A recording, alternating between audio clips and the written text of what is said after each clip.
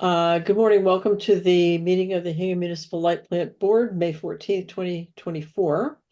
This meeting is being held remotely as an alternate means of public access pursuant to Chapter 2 of the Acts of 2023 and all other applicable laws, temporarily amending certain provisions of the open meeting law. You're hereby advised that this meeting and all communications during the meeting may be recorded by the town of Hingham in accordance with the open meeting law. If any participant wishes to record this meeting, please notify the chair at the start of the meeting in accordance with Mass General Law, Chapter 30A, Section 20F, so the chair may inform all other participants of said recording. Is there anyone else besides the light plant who would like to record this meeting today?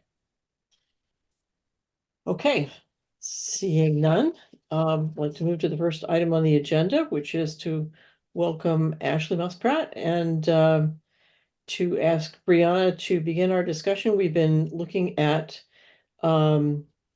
notions for how to finance ratepayers making energy efficiency changes to their homes to save on their utility bills. And Ashley is going to present the program that they have been working with at the Ipswich Municipal Light Plant for our consideration. So thanks for being here. Brianna, do you want to introduce anything, or shall we go straight to Ashley? Can you hear me okay? I can hear you, yes. Okay, great. Yes, so we have Ashley Muspratt, the President and CEO of CET, the Center for Eco-Technology, on the call. This is just a continuation of the financing discussion. So I don't mean to just reiterate what Laura said. So we can go ahead into the presentation. And then if you have any questions, please ask Ashley. She's more than happy to answer them. And I'm really grateful she could come on the call today. Great. Thanks very much. All right. Well, good morning, everyone. Thanks very much for having me here today. I am always thrilled for an opportunity to talk about inclusive utility investments. I see some familiar faces. I think I met a few of you at some conferences last year, some meeting conferences. So great to see all of you again and great to meet new faces. I prepared some slides for this morning, so let me share my screen. Looks like I have that ability.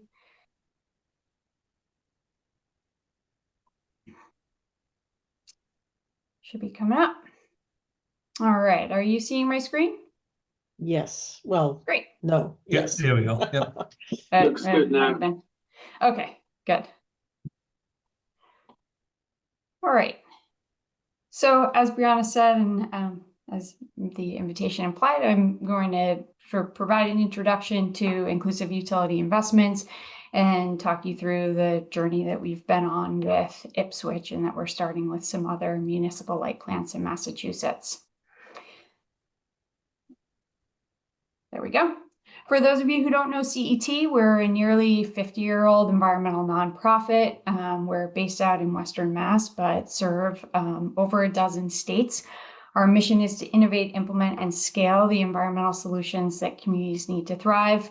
We've got over 100 staff who are in people's homes and businesses every day, identifying opportunities to reduce waste, to improve energy efficiency, to convert buildings off fossil fuels, and then we hold those customers' hands through to implementation. We often like to say that we're in the business of removing friction and just working to help people go further and faster with decarbonization. We do quite a bit of work with municipal utilities. We are the administrator for MWEC's residential energy program, which is called Next Zero.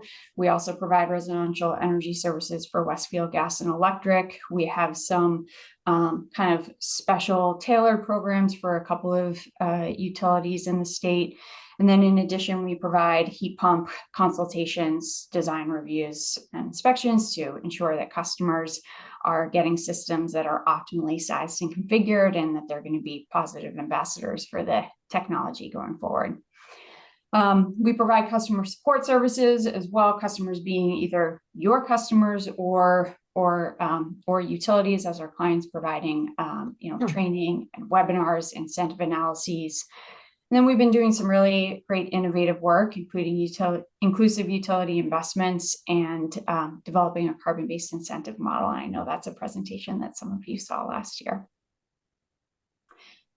So Jumping right into inclusive utility investments, we've been kind of on this journey with Ipswich since 2020, when we first kind of started a search for solutions to the challenges that they identified, and that I think are probably pretty similar to the reasons that you have for looking for a financing mechanism. We moved into a feasibility study in 2021, followed then by a pilot, and now we're in a bit of a holding pattern, waiting to go into full-scale implementation as soon as they get approval for their line of credit, which I can talk a little bit more about. In addition, we've gotten some funding to provide support to the next cohort of utilities in Massachusetts looking to design and develop their own IUI program.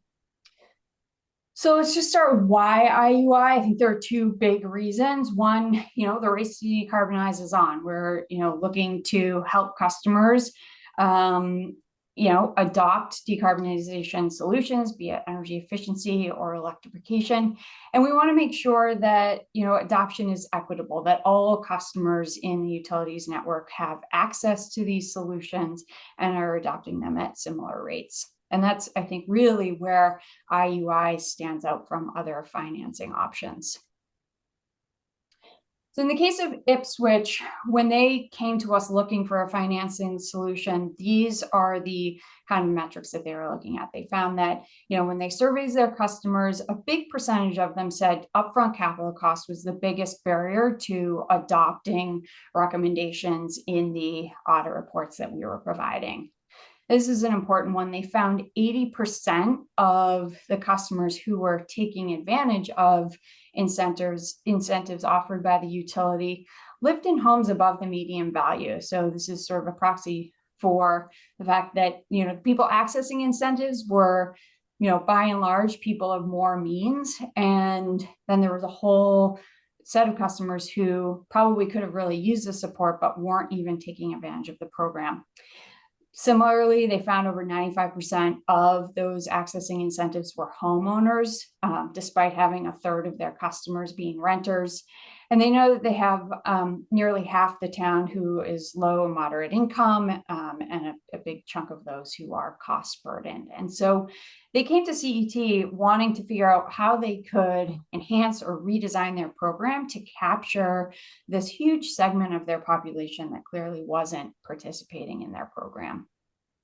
And that's when we found what was then being more commonly referred to as tariffed on-bill financing. We've since seen a transition to calling it inclusive utility investments. But this mechanism is one where utilities make the investments in the building measure. So it's on-bill financing, but it's not a loan to the customer. It's the utility making these investments in the building measure.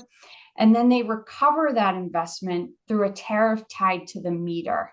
And this is a really important distinction from other on-bill financing, where it's a loan to the customer and payback is in one particular customer's name. And as such, there's, a credit check that happens. There's, the need for that customer to own the property. And that customer needs to anticipate being in their home long enough to get a positive return on their investment. They have to have an appetite for debt as well, even if they pass the credit check. The other distinction is that with tariffed on-bill financing or inclusive utility investments, the tariff is guaranteed to be less than or equal to historic energy costs. So there are a lot of buffers that are used to ensure that customers are kept whole. So when these investments are made in the property and then they have this new tariff on their bill, the sum of their electricity bill and these tariffs will keep them whole. They'll be paying less than or equal to what they had previously paid for their energy costs. That would be, if they had an oil or gas furnace and they converted to heat pumps, that historic energy cost would be inclusive of what they were paying for their fossil fuel heating. And because of these like really key characteristics of inclusive utility investments, this gives very broad access to the program. So it unlocks access to participation for renters and for low-income homeowners who are left out of most programs and financing tools. So it sounds kind of scary, but I want to take you through some really compelling data that shows that, in fact, this is a program that has been up and running in a number of utilities for quite a while with some really, really great results. So this map is showing where in the US there are active IUI programs. They're in 13 states, plus I'd like to say Massachusetts. We're talking to the EPA about getting added to their map. Some of these programs have been in operation since the early 2000s.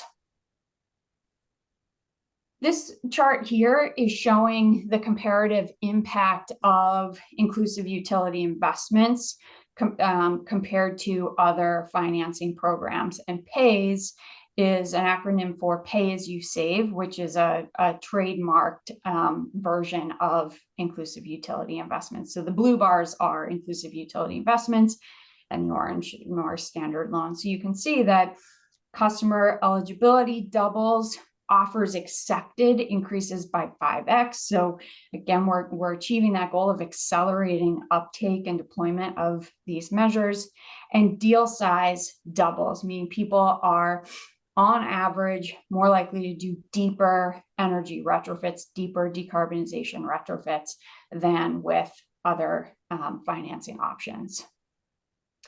And as commissioners of the board, I think this is a really important slide for you all to take in. The data from these programs shows that this is an incredibly secure investment for utilities. So data from 16 programs, I have the source hyperlinked here, and I will share the slides after the program so you can, after the presentation, so you can dig in. But there's a 99.9% overall collection rate for these programs. As I said, some of them have been in operation since 2002. In total, they've deployed over $50 million in energy upgrades to buildings, and they've had over 4.2 million participating buildings. So I think on the surface, IUI can seem like a risky model for utility, but the data definitely shows otherwise. And then I want to present this alternative analysis that just looks at some of the characteristics of inclusive utility investments compared to other financing options. So I've got on this table the Mass Save Heat Loan. Some of you may be familiar with it. It's a 7-year zero interest on-bill financing mechanism that Mass Save offers. It's a loan to the customer. So it's a loan that's in an individual's name. There is a credit check. A home equity loan, I'm assuming 10 years, 7% interest, and then of course just paying out of pocket. So what I'm trying to show here are the comparative characteristics of the program. You can see in terms of upfront costs, a lot of financing mechanisms are able to eliminate upfront costs. So the heat loan, home equity loan, and inclusive utility investments. Some of these mechanisms also provide a no interest option. Like I said, the Mass Save Heat Loan is zero interest. For Ipswich, IUI will be zero interest. This, could depend on the cost of capital that the utility has, but typically these are zero interest, just, fixed tariffs on a customer's bill. Importantly, with IUI, there's no credit check. So whereas with Mass Save and the home equity loan, there's a really, high bar to entry and access. With IUI, as I explained, that's not the case. And then I think, again, another really key distinction is the fact that it's not a single payer. So with the Mass Save Heat Loan or a home equity loan, it's tied to one individual, and that one individual is burden with the entirety of the payment. Whereas with IUI, since the payback is tied to the meter, as occupants either sell their homes or move out as renters, the next occupant takes over the tariff. It just passes on to the next person. And since these are cost saving investments in the property, there should not be there shouldn't be an issue with future occupants. In fact, it should make the building a more appealing option. On the far right, I'm showing like comparative payment. And the point I want to emphasize and convey here is that with inclusive utility investments, you are saving at an almost equal rate that you are paying. And so IUI is sort of a no-brainer to participate in, whether you think you're going to be in your building for 1 or 2 more years or 20 more years. So unlike a mass save loan or a home equity loan, where you really need to not only know you'll be in that building for the tenure of the loan, but then for some years after to actually reap the benefits. With IUI, you are saving from day one, so it makes sense to participate. And this is one of the ways that we can really accelerate deployment of these solutions, because the data show that people chronically underestimate how long they'll stay in a property, and as a result, put off home improvements. Okay, so now I want to pivot to some of the details and outcomes of the work that we've been doing with Ipswich. I'm going to kind of go quickly through some of the results of our feasibility study, which I said we did back in 2021. There were 3 components to the study. Market analysis, looking at whether this was a program that residents would be interested in. A measure analysis, looking at on average which measures we could finance with inclusive utility investments and where we thought we would really see an acceleration of uptake. And then we did the economic and regulatory study, looking at the business case analysis from the perspective of the utility and the regulatory landscape in Massachusetts. So we had overwhelmingly positive results from the residential survey. A full 75% were just outright interested. Another 17% were, or 12% needed more information or were neutral. And it was only 12% who, at the time of the survey, said no thanks. This kind of interest in the program has been further validated by a overwhelmingly positive vote at the town meeting that allowed Ipswich to pursue this line of credit that they're accessing to capitalize the program, and evidenced by the calls that CET is getting and that Ipswich Utility is getting, customers wondering, when can we get access to this program? When is it starting? So there's a lot of buzz and a lot of positive interest. CET, as part of this feasibility study, looked at all the various measures that we were most interested in getting into people's homes: efficiency and electrification, including weatherization, heat pump hot water heaters, solar, battery, etc. We looked at 3 housing types. So we kind of looked at the housing stock in Ipswich and characterized it in terms of 3 types. We had a 2-bedroom apartment, what would be considered a small house in Ipswich, and what would be considered a large house in Ipswich. And we looked at what would be, what, if anything, would be the upfront cost for, financing these measures in people's homes. What would be the tenure of the tariff on the bill? What would be the size of the tariff?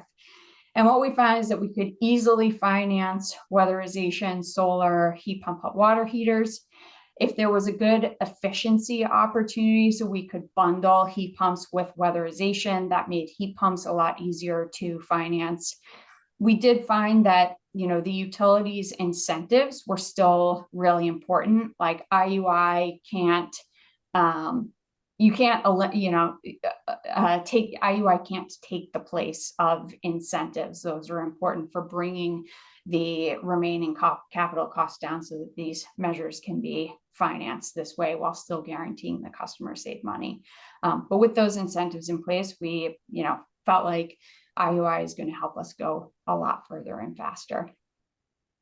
And then finally, from the utilities perspective, we used a firm called Clean Energy Works, which is probably the national leader in building awareness about inclusive utility investments. They've worked with many of the existing utility programs.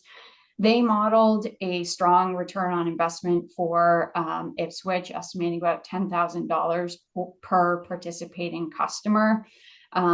This was a result of controlling infrastructure costs, smoothing demand, increasing the kilowatt hours sold.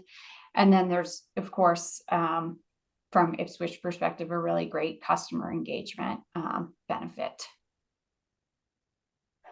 Okay, so now I'm going to move into the pilot, which just happened quite recently.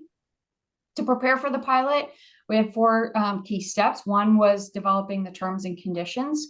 So the Pay As You Save program that I mentioned a few slides back has kind of open source materials for everything they've done. So we took their terms and conditions as a starting point, and then worked with KP Law, Ipswich's law firm, and I understand they work with a lot of the utilities to adapt the terms and conditions for Ipswich for Massachusetts. So we have detailed terms and conditions that we have since made open source and are happy to share with all of you.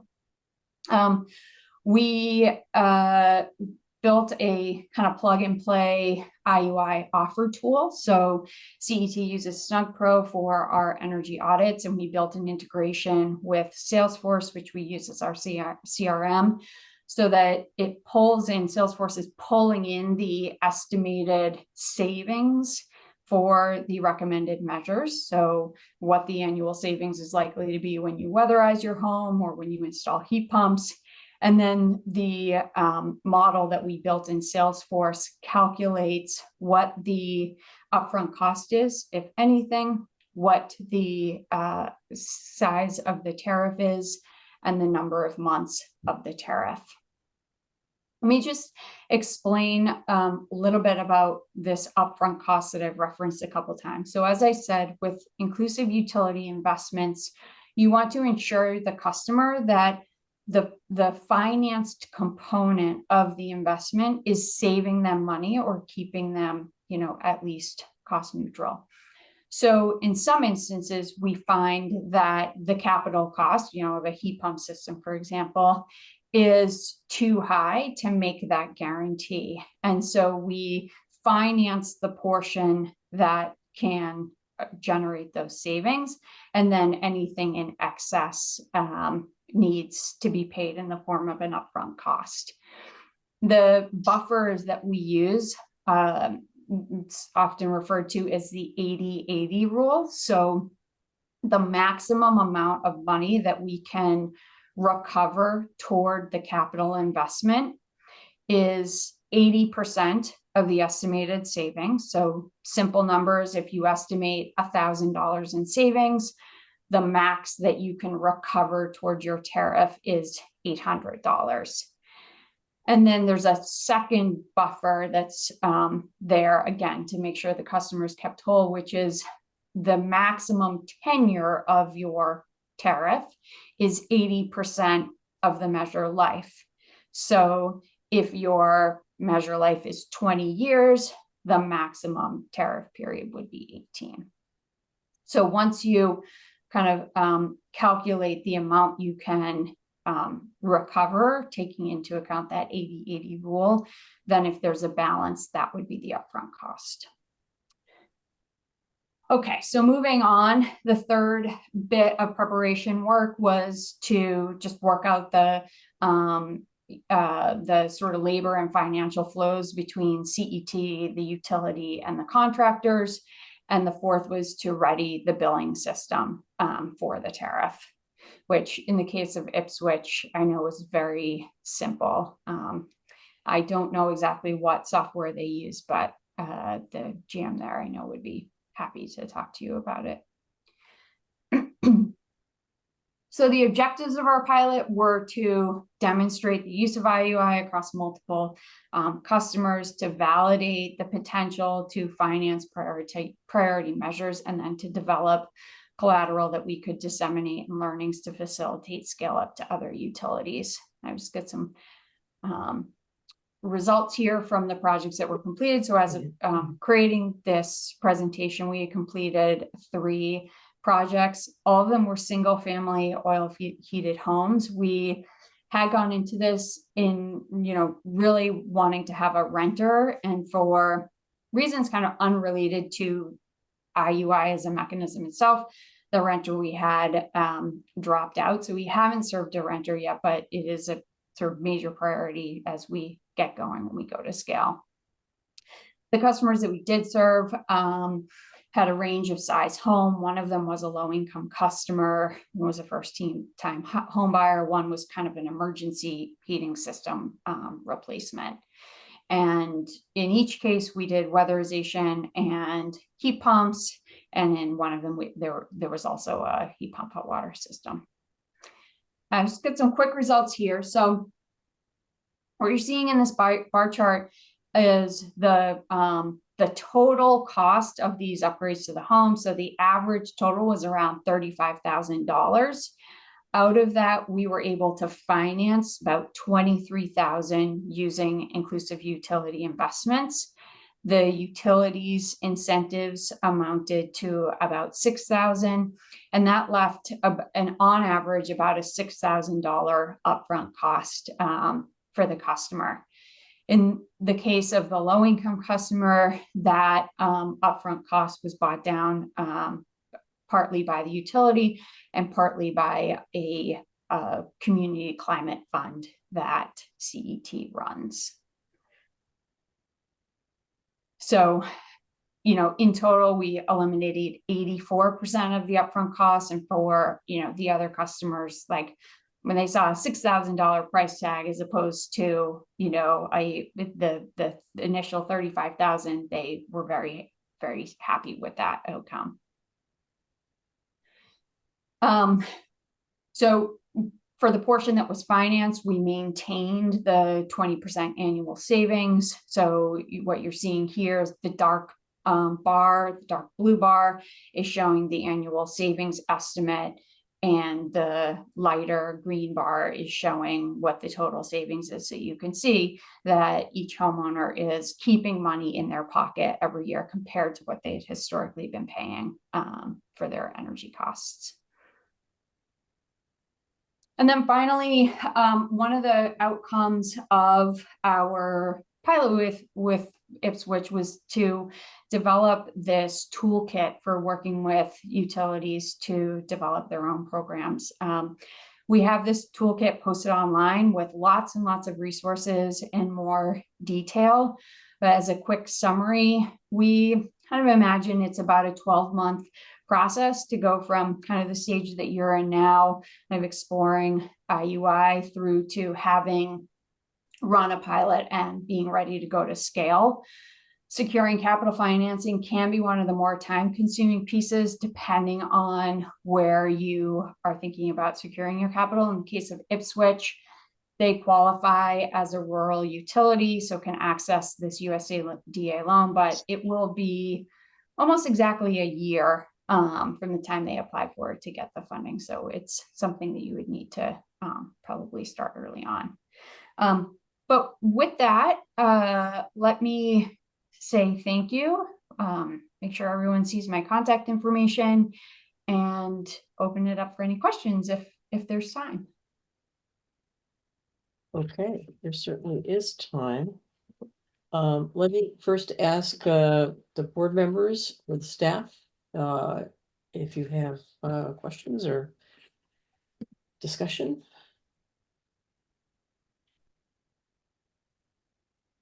I have a question. Yes, Joan. So would each customer have the same amount of tariff, or is it cost specific to each particular customer? Yeah, it's a great question. Tariffs are tailored to the customer. So there's a standard approach to calculating the tariff, but it would be different for every home. So it sounds like it's going to be a little complicated as far as implementing that in the billing system. That sounds like everyone's going to have a separate rate then. Can you shed some light on what interested or? Yeah, so CET really had like nothing to do with that implementation. So Dylan Llewellyn at Ipswich would be like the best person to talk to, but according to him, it was very easy to, so once a customer has their equipment installed and the tariff is ready to commence, they do enter the tariff for each measure on the customer's bill, and then it automatically drops off after the set number of months. But it does need to be added. It's not a rate, it's a separate line item on the bill. So it's not based on kilowatt hours at all. It's just, it's a fixed rate for that particular customer, and every customer could have a different amount of fixed rate. Yep. And, if a, building for whatever reason is unoccupied and, the power is just like off for a couple of months, the collection would be delayed and then it would pick back up. So there's, if it's a 100-month tariff, you might collect it in 100 months, or you might collect it in, 110 months if over the period of that time there are like buckets, but you would always get your 100 months worth of collection. Okay, so then how could a renter participate if they don't own the property? How could they make a landlord obligated to pay this? The renter would pay it, assuming they pay their utility bill. In most cases, and with the utilities I've spoken with, when a unit is empty between renters, the landlord picks up the utility bill. They're not like cutting off power, so they would be on the hook for the payment during those periods. We do have a separate agreement for the landlord. So in the case of a rental unit, the landlord does have to agree to this. But like, talk about an incredible opportunity for the landlord, right? Like typically, the landlord's on the hook for making the full capital investment in the building's new heating system or in whatever it is. Now they're not making that capital investment. If there's an upfront cost, surely, I would expect the landlord to take on that piece. But in the case of the ongoing payments, if it's the renter paying the utilities, they'll make those payments, but it's a win-win. The landlord's getting, increasing the value of their property. The tenant is getting lower utility bills, a healthier, more comfortable unit. So I think it works out for everyone. The landlord. Okay, my last question is, who polices the eligibility for the program? Who determines? Yeah, so, ultimately Ipswich signs off. If I'm talking about the case of work we've been doing with them, they sign off on whether or not we move forward with a customer. The two biggest things that we're concerned about with eligibility, assuming there are good opportunities in the building. One, the customer, the initial customer has to be in good standing with their bill. So Ipswich is not going to move forward with a customer who has, is currently or has a history of being lapsed on their bills. And then the other thing that they're looking at is the state of the building. You're obviously not going to make an investment in a system with a 20-year lifespan if the building's needs to be torn down. So those are really the two things that they look at when they're deciding. Okay, so it's not really anything financial on the customer's part, it's just if their bill's in good state. So we're not going to be looking for tax returns. We're not going to make sure they qualify. No. And again, this is saving the customer money. So this should, if they're kind of living paycheck to paycheck, this should help, not hurt them. There are a lot of really good consumer protections built into this program to make sure that lower income customers are protected. Okay, thank you. Ashley, I know you said Ipswich funded this through a grant, a rural utility grant, which obviously we don't qualify for. Do you know how much funding that was? Yeah, so the USDA Rural Utility Service is a loan. It's a line of credit. It's zero interest. So in that sense, it's a loan that they will need to be paying back. They initially applied for, I'm pretty sure, $5 million. That was kind of the lowest barrier to entry, but it's like a $100+ million line of credit that is possible. Now, what they did get a grant for was the pilot, and that was with the Mass Clean Energy Center. I know that Mass CEC is very interested in helping to promote the growth of IUI in Massachusetts. I'm not sure if like Hingham pays into the program that makes you eligible for Mass CEC funds. Ipswich did, and that's why they were able to get a grant for Mass CEC, whereas there are some other utilities I know in the MWEC network who aren't, who Mass CEC unfortunately can't fund. I'm assuming that's through green communities, maybe? That sounds right, yeah.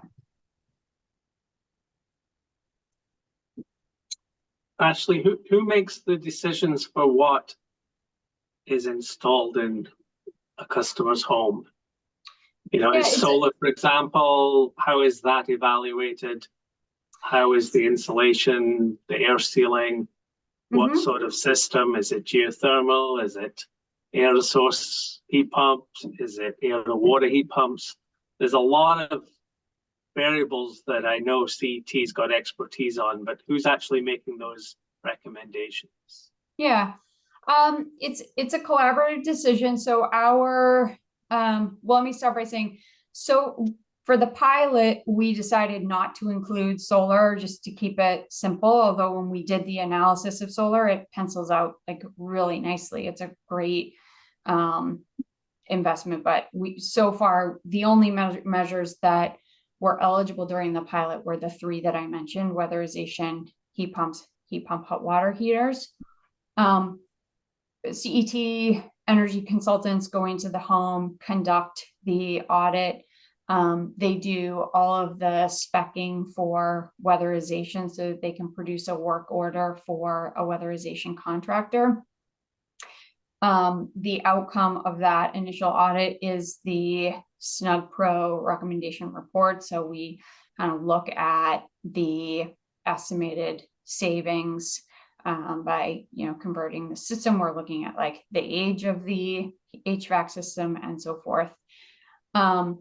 We then produce the kind of initial IUI offer to get a sense of what, if any, upfront cost will there be, how long will what will be the tenure of the tariff, and what's the size. And then we talk to the customer about that, talk them through their options. Certainly ground source heat pumps are like, for customers that want to explore that option, we definitely encourage it.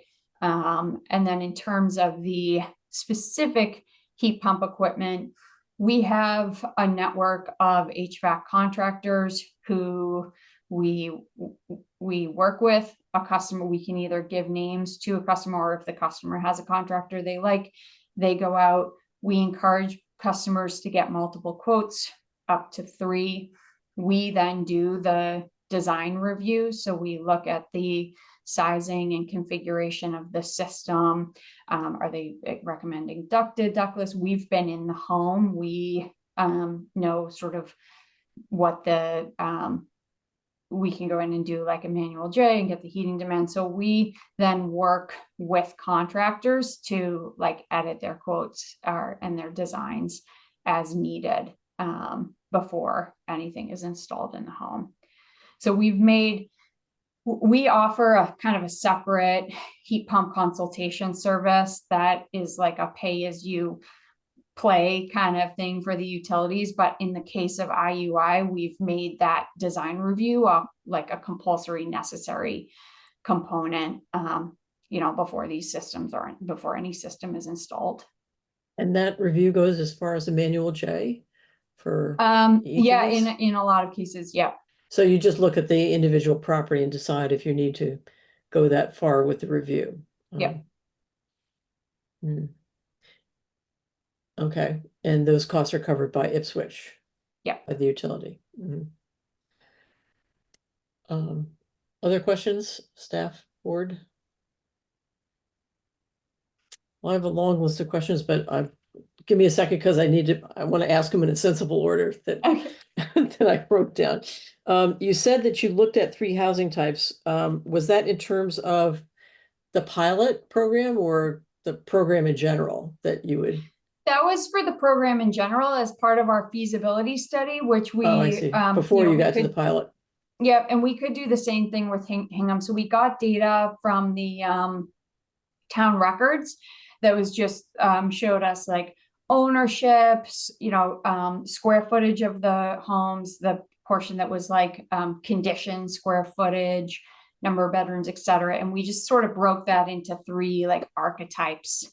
So could you just tell me again what those 3 types were? Yeah, we had a 2-bedroom apartment, then we had either a 15 or 1700 square foot home, and we had a 2500 square foot home, which, like I said, in the case of Ipswich, kind of captured the majority of the housing stock and represented the small end and the large end of, homes there. If we were to go to, Wellesley, or Hingham, it would be a very, yeah, I'm not as familiar with how Hingham compares to Ipswich, but it gave us a good sense of, for different customer types, what kind of upfront cost, are you going to be looking at? And then you can get a sense of like, well, would our customers be able to pay that, or what would we do to change our incentives to decrease that upfront cost? So during the feasibility study, we took into account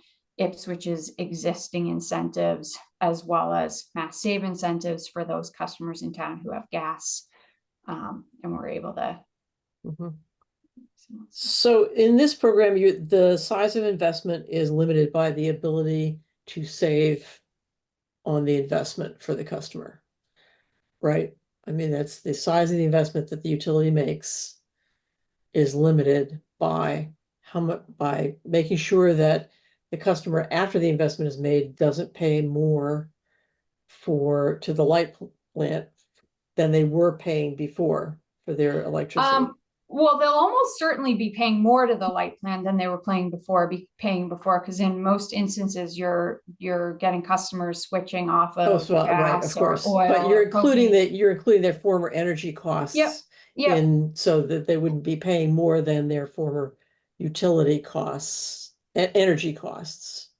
Yeah. So that's the piece that can be financed, but the way that we look at it is like, our mission and what Ipswich wants to do is to accelerate, deployment of whole home heat pump systems, whole home electrification.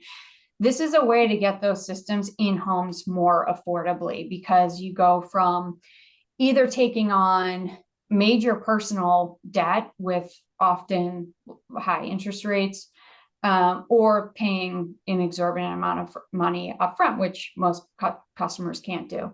In this case, you have a much more modest upfront payment in order to get that whole home system. And then the remainder of what you're paying is the piece that's financed. So it's not, we're not modifying recommendations when we see an upfront cost or to like get under the upfront cost.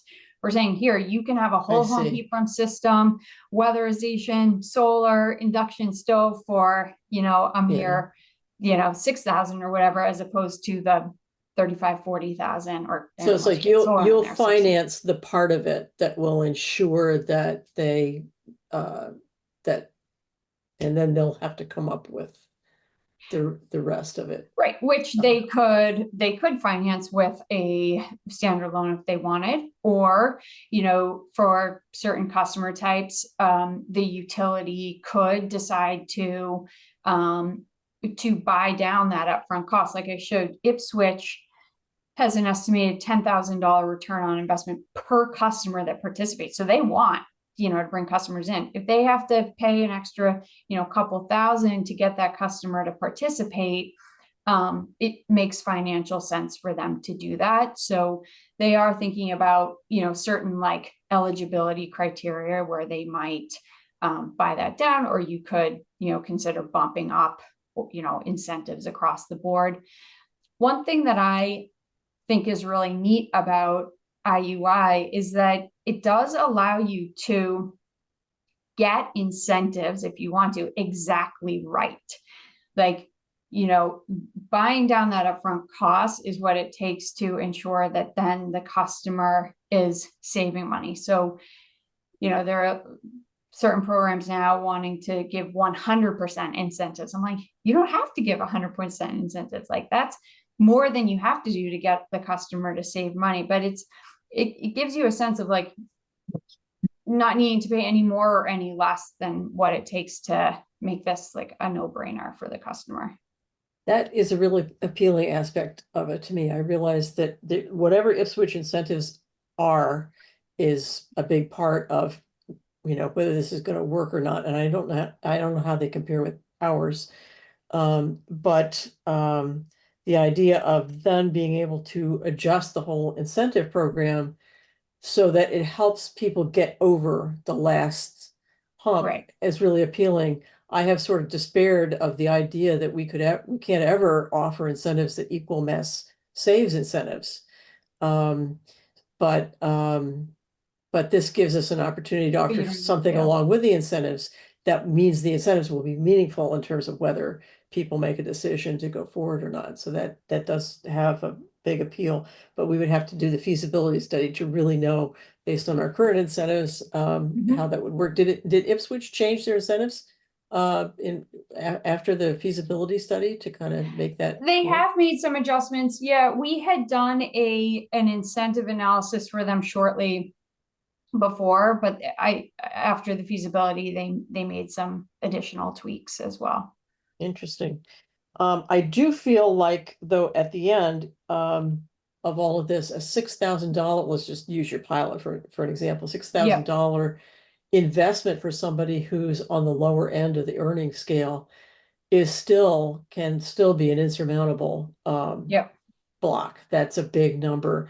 And for the customer in your pilot who had to replace their furnace anyway, not so much. That's, they were looking at that kind of investment anyway. But if somebody is not at that moment in their trajectory, that seems like it would still be a stumbling block for people in the lower income category. So one thing that I wondered, if you have thought about the brand new green bank that the Commonwealth has established. It's a new program, which actually the legislation. We're running it.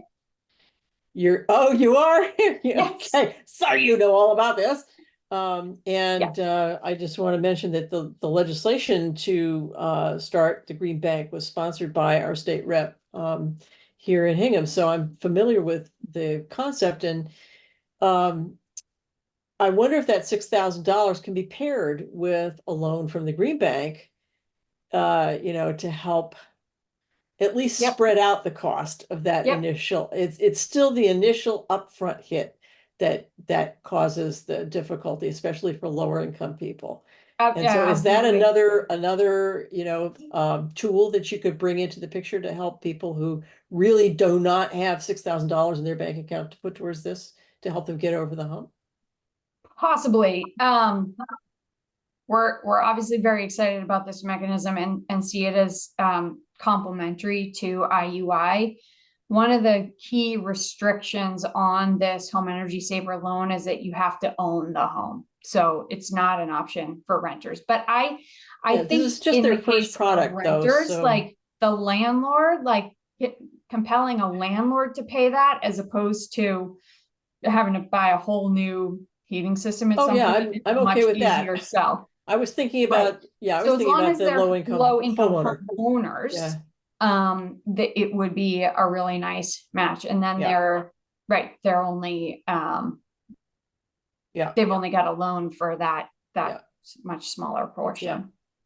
Now you have your over the 16 programs you looked at, there is a 99.9% collection rate, which makes sense to me because it's on your electric bill. So, yeah, unless somebody who has been always paying their electric bill at a higher amount previously is going to stop paying their electric bill when it's at a lower amount, you're definitely going to collect that. One aspect of this, we might have spoken to you about this when we heard this presentation before, that has given pause to me, has to do with this is an investment that's being made by the utility.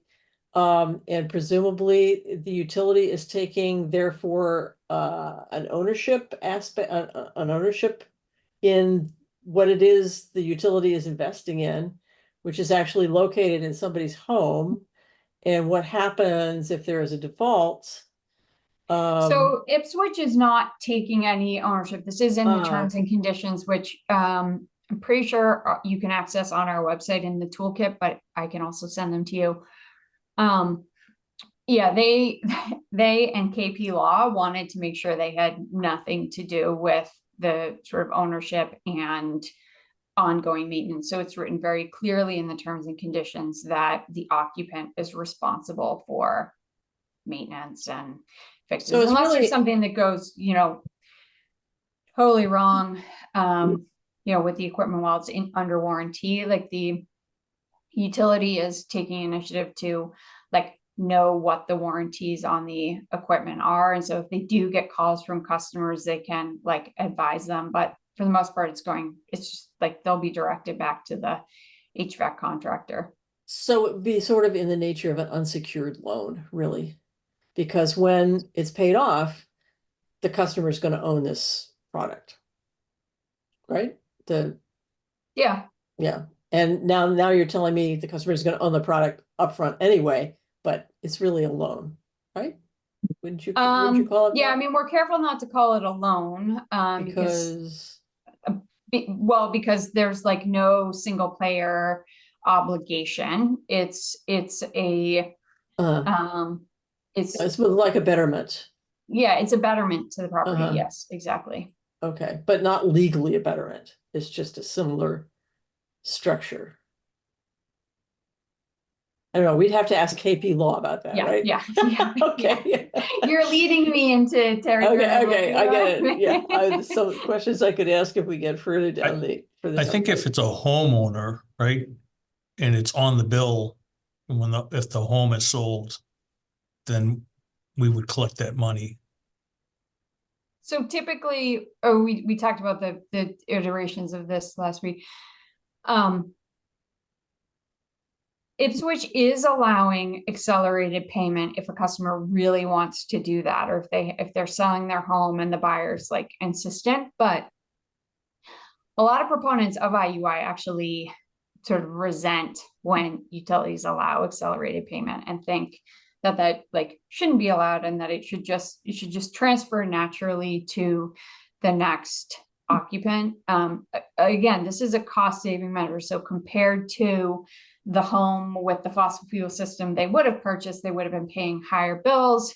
They would have had, lower tech, less state-of-the-art equipment, et cetera, et cetera. So they're getting a better home, better equipment, and lower energy bills. So there's no reason that customer should have to pay it off. But, Ipswich is what you wanted to make it as easy for customers as possible.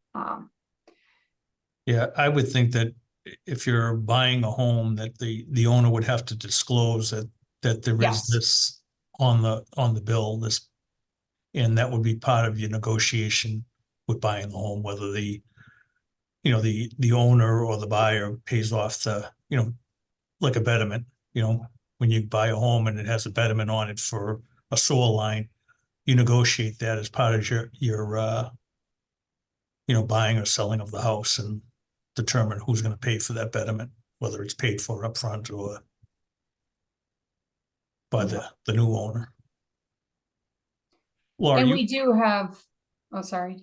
Laura, you had indicated that a homeowner would be paying less on their electric bill. Their electric bill would actually be higher on this program because their utility overall utilities will be less, but their Right. electric bill will be. Right, Ashley pointed that out, Yeah, that yeah, that in the case of somebody who is increasing their use of electricity, but decreasing some other energy use such as gas or Yeah, their yeah. oil bill, Yeah. all of that is included in the In calculation savings. of whether they're paying less than they were Yeah, before. yeah.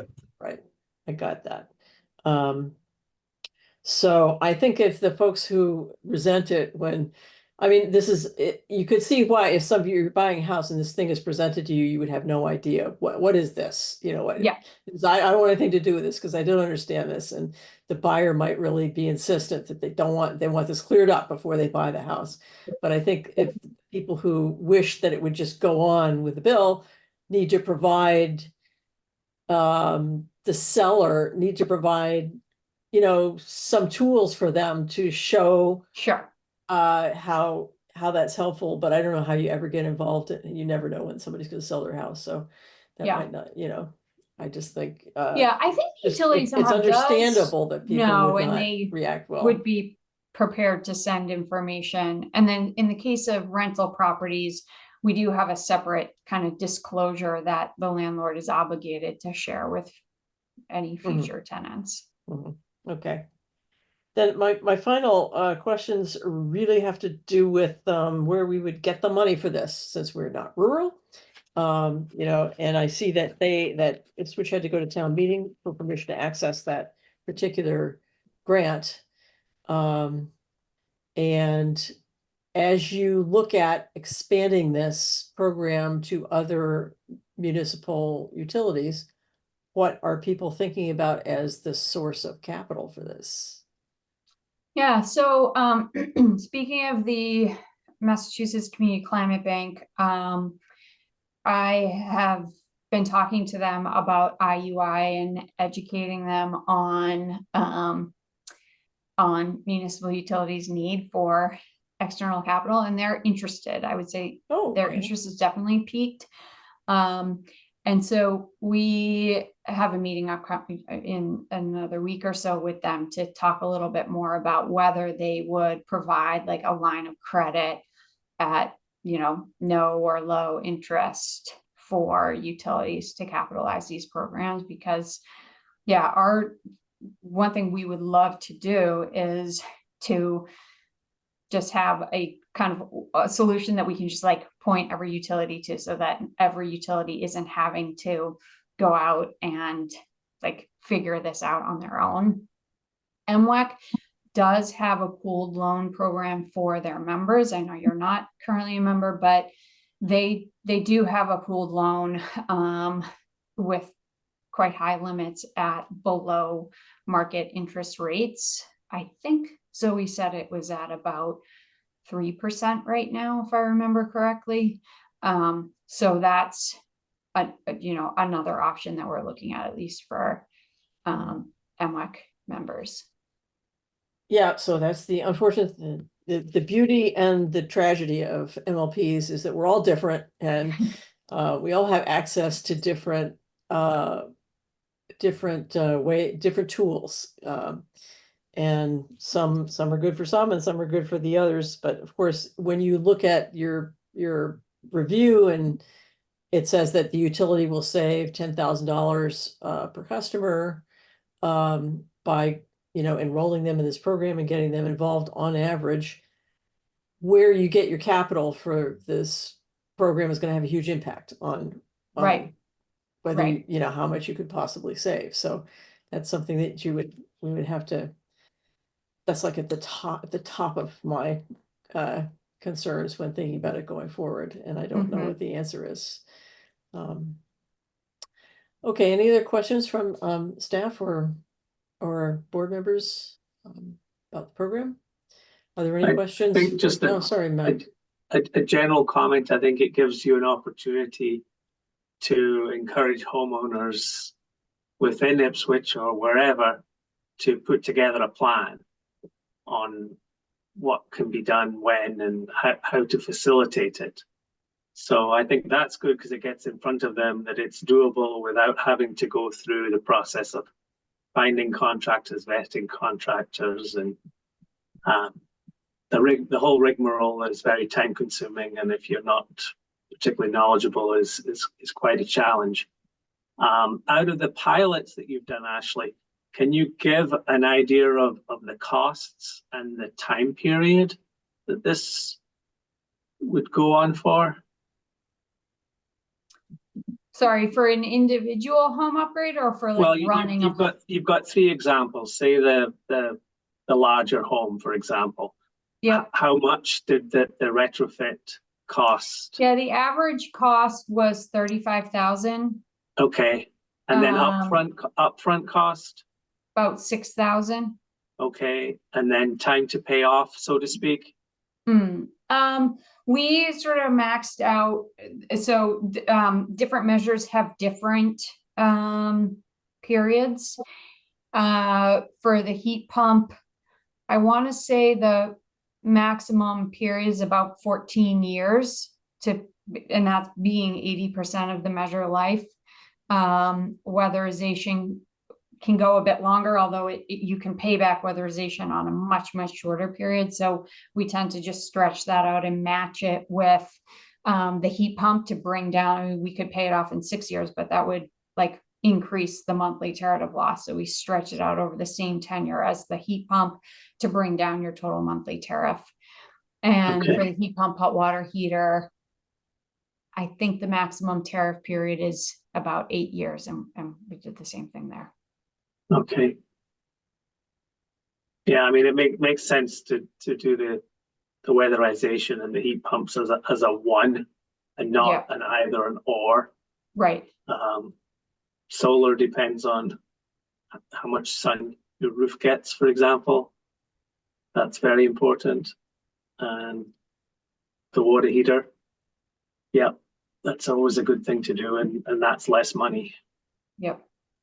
Yeah, one other distinction I didn't point out that's worth mentioning is like the Mass Save Heat loan, it's a 7-year loan. So your like annual payments for that, if you've got a $35,000-$40,000 investment, are still quite high. One of the nice things about IUI is you're stretching it out over 80% of the measured life.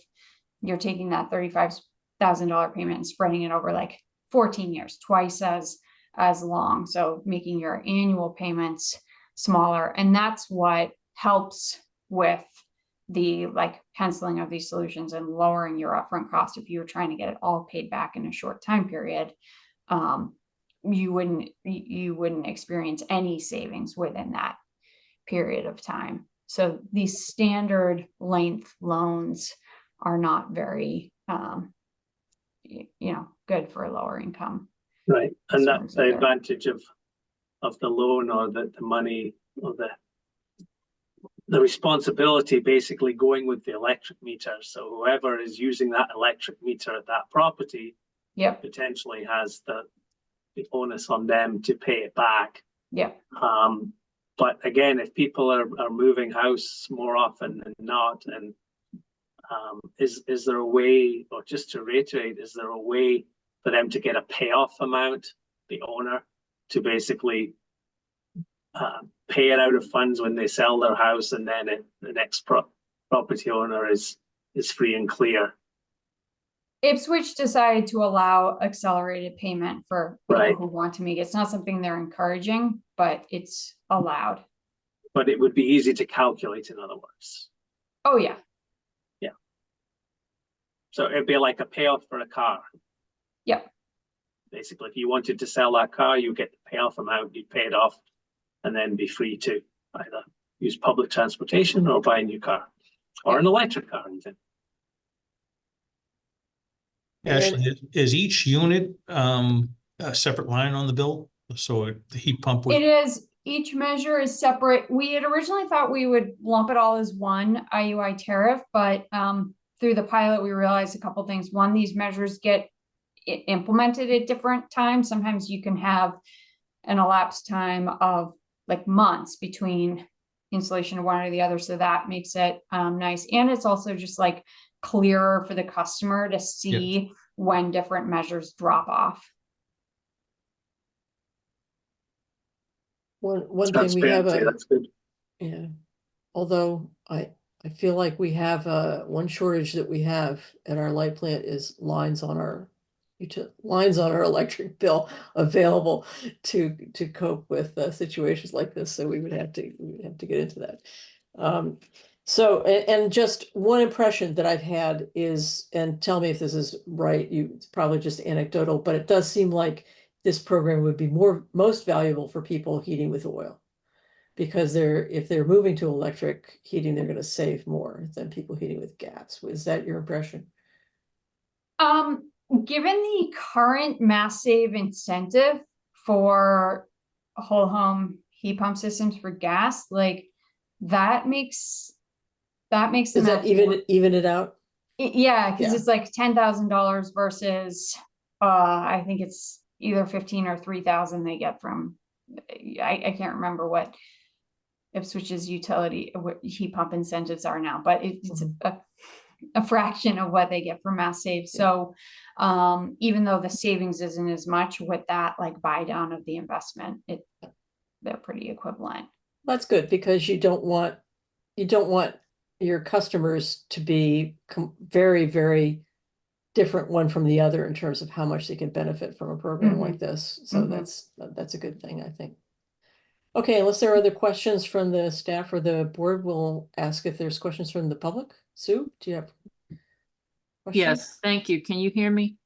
Yes. Oh, good. Thank you. Well, thank you for this very interesting presentation. I appreciate it. Please state your name and Oh, address. Susan Wetzel, 239 High Street, Hingham. But thank you for the presentation. The question that I have is, would you be able to provide us with a PowerPoint presentation so that we can look at this at a later date, if that would be okay, and then make it available to the public? Yes. Yeah, that would Yes, be, absolutely. that'd be very I can. helpful. And then the other question, you keep using the word tariff, but is my understanding a tariff is actually a tax?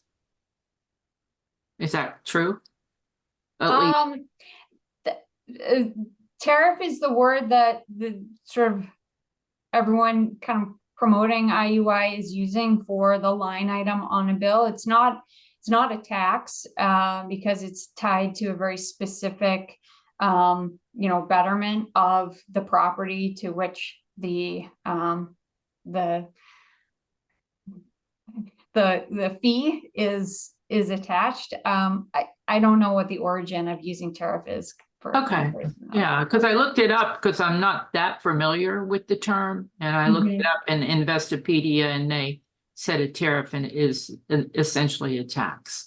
And it also said that most people that have that end up paying more over the long run. But either way, I wasn't that familiar with it. The other question I have is if it's going to go out 18 years, if I understand this correctly, the likelihood of someone living in a home that long today is not 18 years. So the buyout option that I think Michael mentioned, was it you, Michael, that mentioned the buyout option, or was it you, Laura? In other words, if you wanted to pay that off, we were all talking about it. Yeah, if you wanted to pay that off, my question would be, would that come at an increased cost to the homeowner? Or, because you're saying there's an equality here, but I'm a little confused how if you had to pay that off and it cost more, it wouldn't in fact benefit. Yeah. So, I mean, the whole philosophy behind IUI is to give sort of everyone kind of equitable access to these upgrades and to help people save money and be more comfortable in their homes. So I'm not aware of any programs where it is like encouraged or people are like endorsing early payoffs, because again, what the sort of mantra is like, these investments are saving customers money and making them healthier and more comfortable. So in the one-off situations where there needs to be an accelerated payment, Ipswich will allow that, and they will allow it for the exact same, the exact number of dollars left on the tariff. So that would be a decision that would be made by the town. Not by the town, by the person selling their house. I think scenario that we've talked about is if someone is a homeowner, Right. participated in IUI, and then is Right. selling their home, and they have a Right. buyer who is adamant that they don't want this on their electricity bill. In Okay. that situation, the light department will let the homeowner, the original homeowner, pay it off. Or they can provide this potential buyer with information about the program and get them comfortable about it and tell them why this is a better investment than the house next door that didn't participate and still has an oil furnace. Okay, well, I think about that because there are a lot of elderly people here in town who will be selling their homes Yep. at some point, likely. And this is kind of the population that I represent, and or will be needing that income from the sale of their home to go somewhere else. So it's kind of an important thing to consider here, because I think about 35% of the population here in Hingham are elderly. Yeah.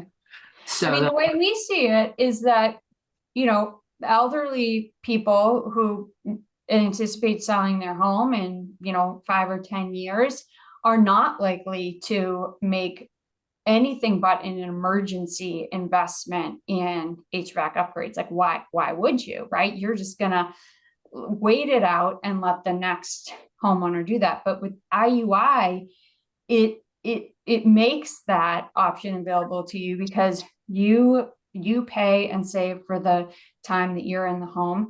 You've improved the value of the home. You've got state-of-the-art equipment in there. You've lowered the utility expenses of the home.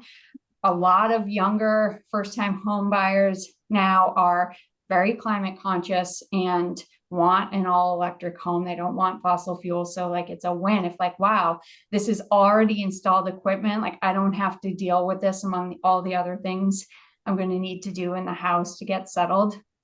So I think it's easy to make a really compelling case to a homeowner of why like this actually makes the home, you know, more attractive and valuable. Those are really good points, actually.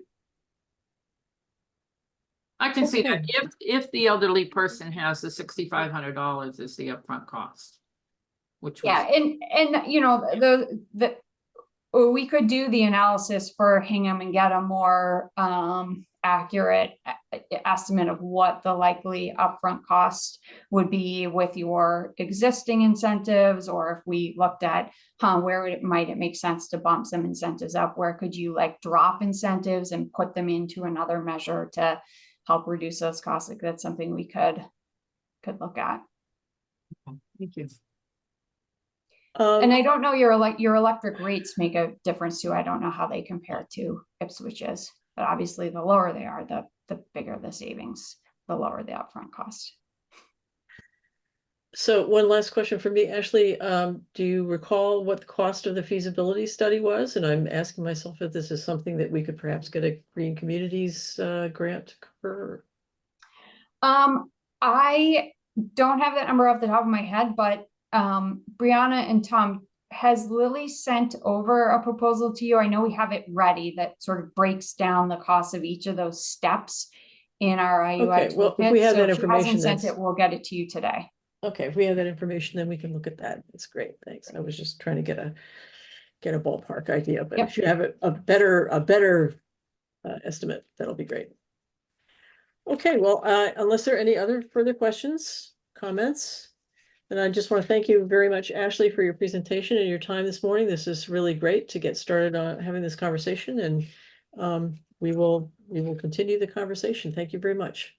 Thank you all. Really appreciate your time. Thank you. Hope to talk soon. Thank you, Thanks, Ashley. Thanks. So the next item on the agenda is board reorganization. This is our first meeting since the town election, and I think it's a good idea to, after each election, to consider whether we want to change the organization of the board. That would involve asking for nominations for chair, vice chair, and secretary. So I'm just going to begin by asking if there are any nominations for chair of the board for the coming year.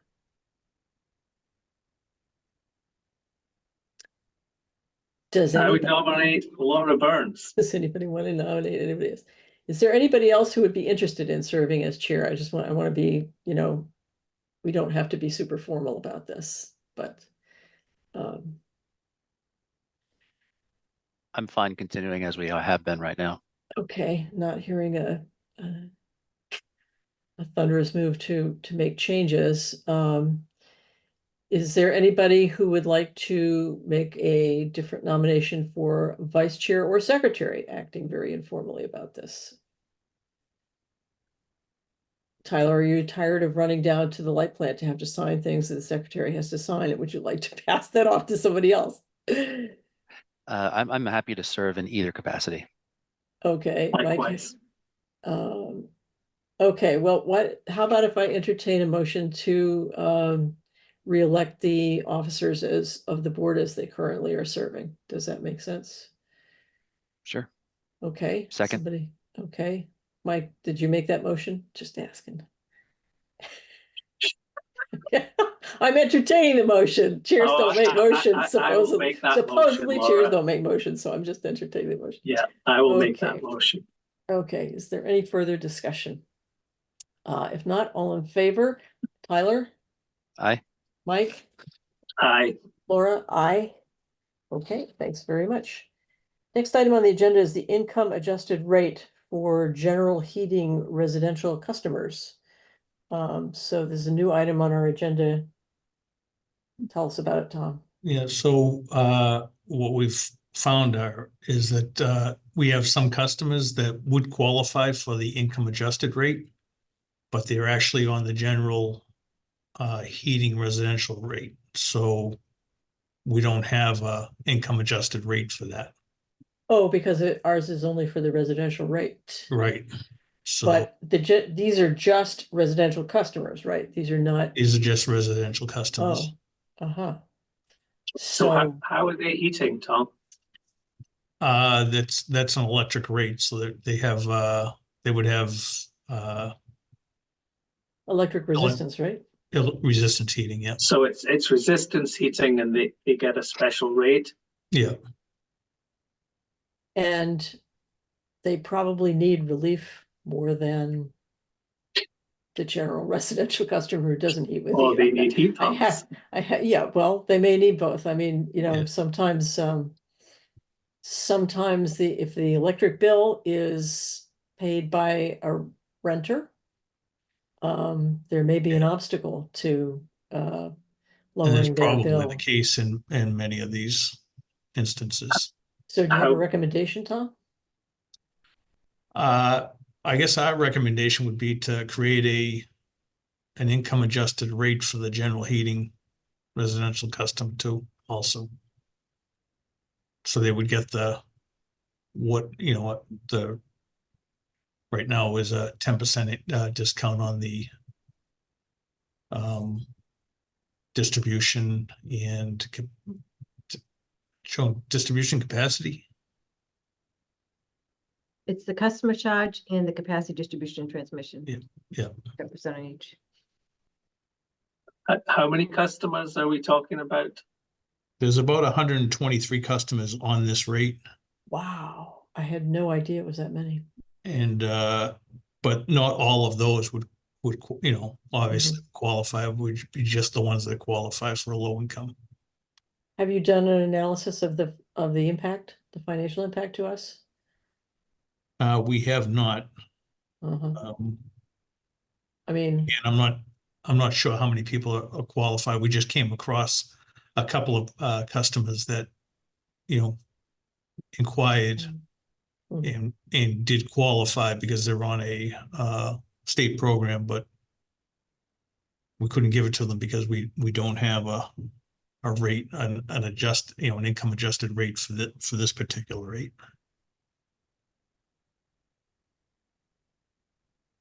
well, my personal thought about it is that those people probably need relief more than the people who are on the regular residential rate, but that I feel like it's prudent to look at what the financial impact will be, as we have with the other rate, before we do that. What do other board members think? Yeah, I agree with that approach.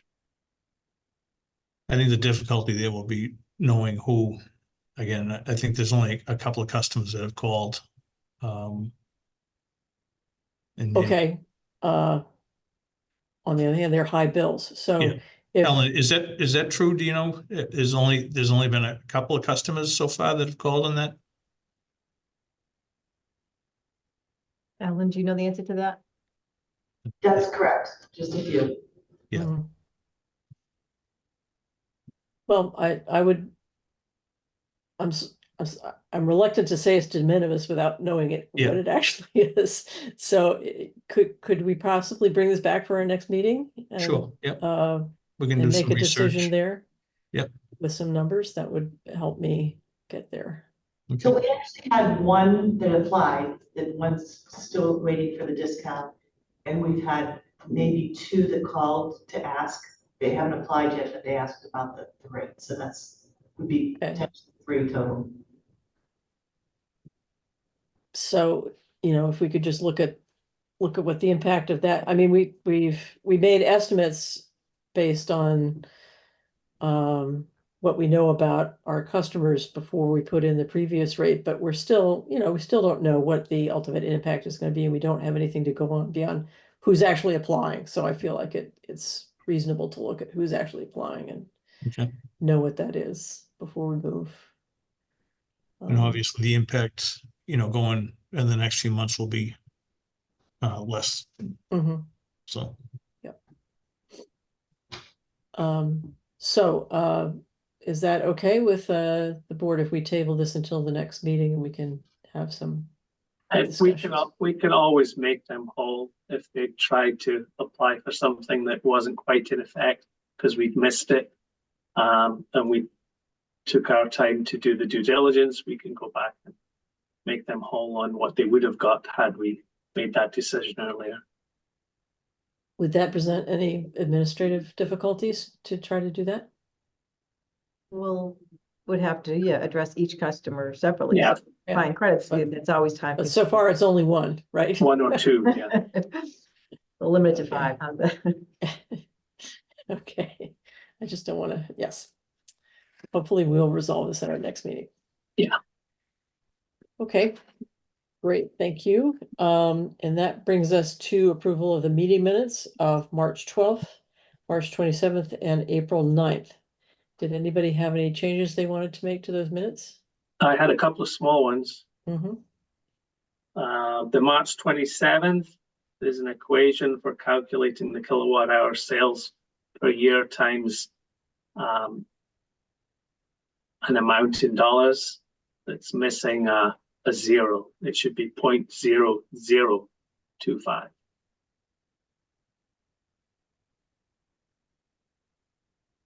And on the budgets, there's a sum of 35 million mentioned. We should probably put a $ in front of that. That's it for me. Okay. Any other suggested changes? Okay, I'll entertain a motion to approve all 3 sets of minutes with those changes suggested by Mike. So moved. Second. Okay, all in favor, Mike? Aye. Tyler? Aye. Laura? Aye. Thanks. So do you have a hard stop, Tyler, at 9? Or can we go a few minutes more? I can do a few more minutes. Yeah. Because I think we didn't get to our updates at our last meeting, so I was hoping we would go. Okay, so let's take a look at the financials and then hopefully we can get to the updates. You see that? Mhm. Yep. All right, so kilowatt hour sold, again, a little higher than in the past 3 years. Our revenue is in line with the past 3 years, and our expenses are slightly below last year, but in line. Net income for the year, for the month was 385,000, which is obviously higher than the last few years. When you look at our year-to-date income, we're at $1 million, which again higher than the last 3 years. So we are monitoring our net income because obviously we don't want to be over the 8% at the end of the year. So Joan has taken a good look at that. We may at some point have to lower our PCA to ensure that we don't go over the 8%, but right now we're holding off to see what April brings. When we did look at our power cost analysis, we are running below what has been budgeted, particularly in February. We were way below in February what we had budgeted for our dollar per megawatt hour. When we looked back at 2003, we're actually running below what we our energy costs in 2003 also. So we're gonna And have that's dollar per megawatt hour, not volume. that's our dollar per megawatt hour. Mhm. Yeah. Interesting. And our actual, just looking at our Could that be related? Could that be Yeah, related but- to usage during peak times or? well, just looking at the megawatt hour usage compared to budget, we're running slightly below our megawatt hour usage also. But Okay. in line with 2003 really overall. So again, Joan just kind of looked at this the last couple of days to see, to see what's driving our net income. So we'll take a better look at this, and again, we'll make a decision on the PCA based on April's numbers. Tom, Yep. do we know what net income number would put us over the 8% or roughly For the year, you mean? for the year? Yeah. Joan, did you look at that? I did. I want to say it's like 5.5, but I can get to the exact number. But our budgeted net income is about 2.8. Yeah, but so our how much would it put us over the 8%? About 5%, are you saying over? I think the question was how much is 5%, 8% of gross plant, a maximum net income? And I think that off the top of my head, I want to say it's 5.5. Okay. Yeah.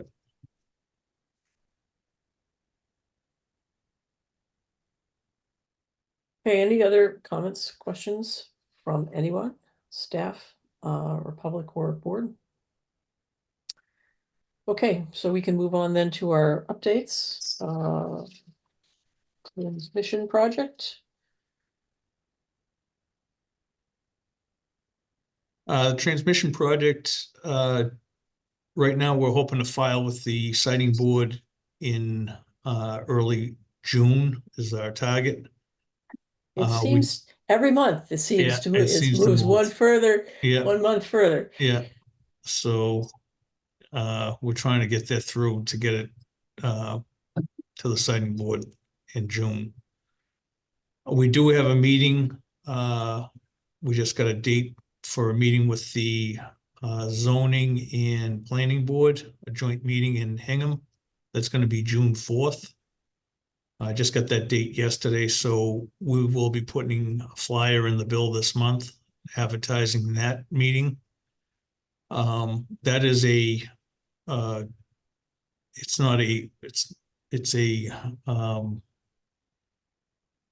kind of a courtesy meeting. Is that meeting that you have before you go to permitting, just to lay out the issues? Well, so we are going to the siting board. This is going to be a combined filing with the siting board. So the siting board will ultimately have jurisdiction over the planning and zoning. But we want to go to the planning and zoning boards still to get their input, so we can ensure that whatever they're looking for is included in our, My recollection is that it is a requirement of the town that if, since they are allowing us to lease the site, or they've transferred control of the site to us, that we're supposed to make sure that all zoning and planning concerns that are local to Hingham are included in our application to the siting board. And Correct. furthermore, having that agreement all settled before we go to the signing board will help us move through this. They're going to wonder about that. They want to know, and it will help us move forward. Yeah. Do I have that right? Correct. Yep. So we're not trying to bypass them in any way, but Right. the But now is the time to, well, we can do that even if we were to file before we had that in place, we can still incorporate that into the filing afterwards. So it's oh, okay. So it could be an ongoing it could be process ongoing. until we reach agreement on all of those issues. Okay. Correct. So we don't have to do it. We don't have to get it all done before we, okay, that's a relief because every month seems to be the month that we are not filing with. Right. And it's moved and moved and moved. Yeah. So, So I I hate to love move it get it anymore. filed so we can get the process started. And Okay, let's get in line. great, thanks. Our solar here, everything is built. We're waiting on some piece of equipment that is key to being able to energize it. And right now that equipment won't be available until October. So everything's built, but Man, not online. The car chargers in the front parking lot and at the rear of the building are all operational, but the solar will not be operational until sometime in October.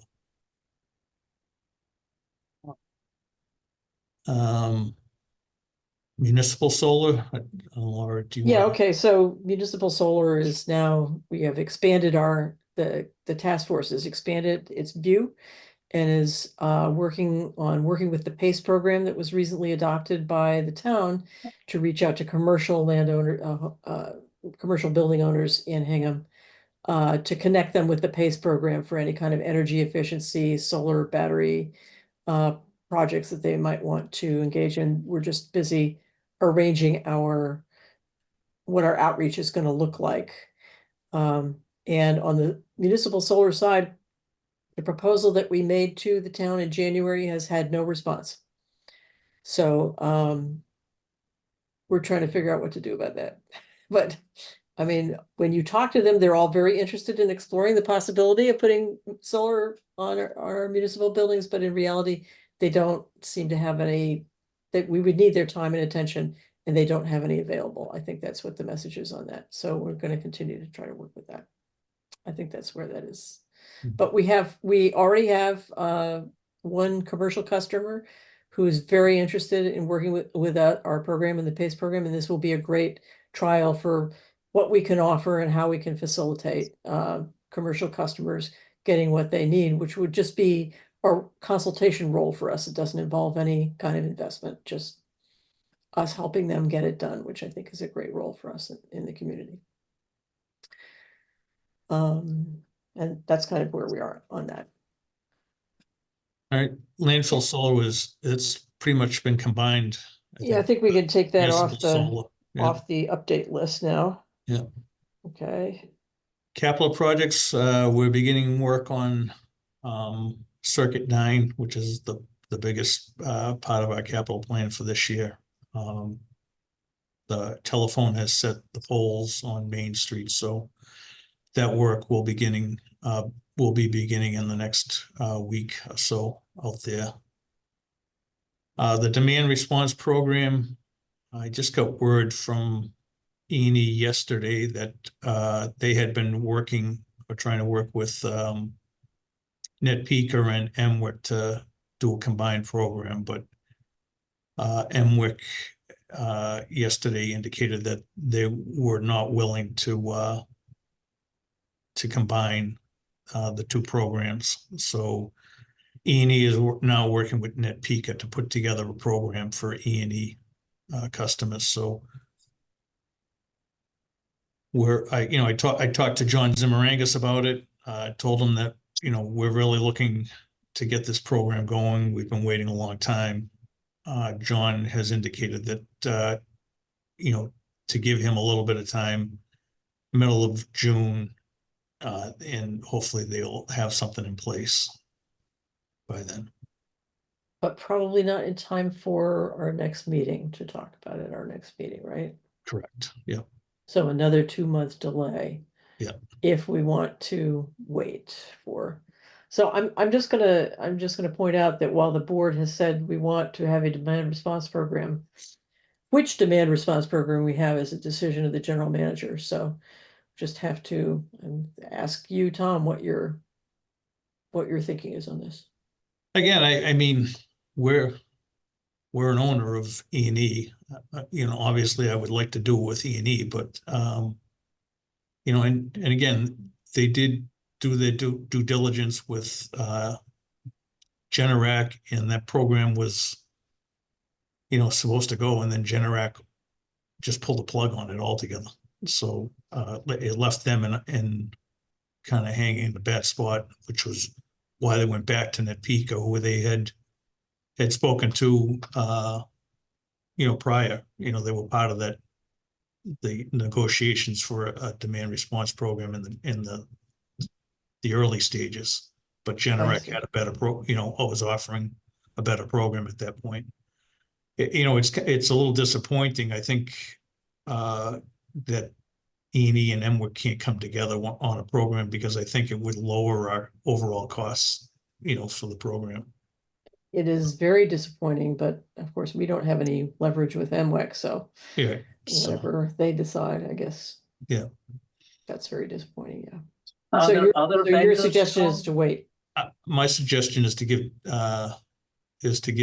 E&E until the middle of the month to come up with something. Okay, I'm sorry, Mike, I spoke over you. Sorry, are there other vendors Right that now, you could go with? Because it seems to me like we're going to end up with two programs just again, with a different administrator. you can do a program on your own, you know, with a completely different vendor, but they're cost prohibitive because we're so Okay. small. Gotcha. Okay, and the last item on our update is time of use metering project. I think we made a decision about that last month, so maybe we can take that off the Yep. regular update list. We kind of have know where we're going with that.